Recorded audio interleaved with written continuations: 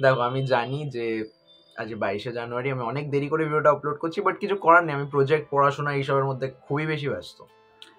So with that being said, আজ ভিডিওটা শুরু করা যাক। Welcome back to channel R M the geek, যেখানে আমি Marvel, DC, Bollywood, Hollywood, anime, movie, series, pop culture নিয়ে কথা বলতে থাকি। অ্যান্ড আজকের টপিক হলো আপকামিং 2025 টিভি শোজ, যেগুলোর জন্য আমি এক্সাইটেড। ওকে, তো চলো ভিডিওটা শুরু করা যাক। প্রথমত 10 জানুয়ারি রিলিজ হয়েছে নিখোঁজ বলে একটা বাংলা ওয়েব সিরিজ এর সিজন 2, যেটা সিজন 1টা ভালো ছিল, এবার সিজন 2টা আমি দেখিনি।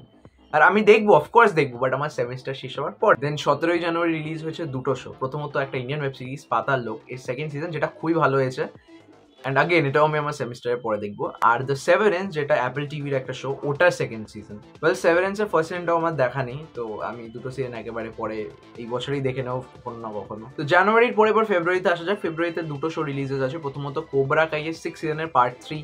অ্যান্ড যদি তোমরা না জেনে থাকো, তো কোবরা কাই একটা ইউটিউব অরিজিনাল ছিল, যেটাকে ক্যান্সেল করার পর নেটফ্লিক্স নিয়ে ওটাকে রিভাইভ করেছে। অ্যান্ড এটা বেসিক্যালি কোবরা কাইয়ের ফিনালে হচ্ছে, তো এটা অনেক বড় জিনিস। এটা 3টে পার্ট ওরা ডিভাইড করেছে, so it's a very big deal. যদি তোমরা কোবরা কাই না দেখে থাকো আমার মতন, তো তোমাদের জন্য হয়তো অতটাও বড় ডিল না, বাট যদি তোমরা দেখে থাকো তো it's a very big deal for you, because it's the ending.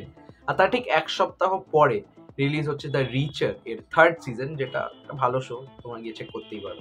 এবার যদি মার্চে চলে আসি, মার্চে একটাই শো আছে, most awaited in my opinion, daredevil born again এর ফার্স্ট সিজন। অ্যান্ড ভাই, তুমি মার্ভেল ফ্যান হও না হও, তুমি যদি খালি নেটফ্লিক্স আর ডেয়ারডেভিলও দেখে থাকো, তোমার এই শোটা নিয়ে এক্সপেকটেশনস আর এক্সাইটমেন্ট দুটোই থাকবে, আর যেটা আমারও আছে। বাট এই শোটার ফার্স্টের 2-3টে এপিসোডের বিষয়ে আমি ভিডিও বানাতে পারবো না, বিকজ আমার সেমিস্টার চলবে। 17 মার্চের পরে গিয়ে আমি ভিডিও বানাতে পারবো, তো দেখা যাক। তো এবার চলে আসে এপ্রিলে 3টে রিলিজেস আছে। প্রথমত the last of us second season, যেটা রিলিজ হচ্ছে 13 এপ্রিলে।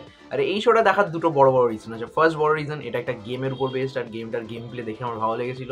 And secondly, the baby girl himself, Pedro pascal. ভাই, দ্যাট গায় হি ইজ আ গ্রেট অ্যাক্টর, ঠিক আছে। অ্যান্ড পেড্রো পাস্কেলকে ফ্যান্টাস্টিক ফোরে নিয়েছে, সো ওই জন্য আমি আরো excited, because he is a great actor by the way. Then 22 April release হচ্ছে স্টার ওয়ার্স অ্যান্ডরের সেকেন্ড সিজন। ওয়েল, স্টার ওয়ার্সের বিষয়ে আমি কিছু জানি না, আমি আগেই ক্লিয়ার করে দিচ্ছি, বাট আমি এইটুকু বুঝেছি যে এটা স্টার ওয়ার্সেরই একটু স্ট্রিট লেভেল ভার্জন, ঠিক আছে, মানে স্ট্রিট লেভেল শো হবে। অ্যান্ড যদি তোমরা কেউ স্টার ওয়ার্সের বিষয়ে নলেজ রাখো, তো আমাকে এক্স্যাক্ট টাইম লাইনটা বা মুভিগুলো ইন অর্ডার বলে দিও, তো আমি ভবিষ্যতে গিয়ে ওটাকে প্রপারলি শুরু থেকে শেষ পর্যন্ত দেখবো। অ্যান্ড 24 এপ্রিল রিলিজ হচ্ছে ইউ এর final season, or You season 5, যেটা নেটফ্লিক্সের আর একটা খুবই বড় রোম্যান্স থ্রিলার শো। অ্যান্ড আমাকে ইউ দেখতে হবে এবার, মানে আমি ইউ দেখার প্ল্যান করছিলাম লাস্ট 1-1.5 বছর ধরে, বাট দেখতে পাইনি। বাট ফাইনালি আমি ইউ দেখে নেবো এই বছর। তারপরে মে মাসটা ফাঁকাই আছে, আমার বার্থডে মান্থ, মে মান্থে কোনো রিলিজেস নেই, বাট জুনে আছে।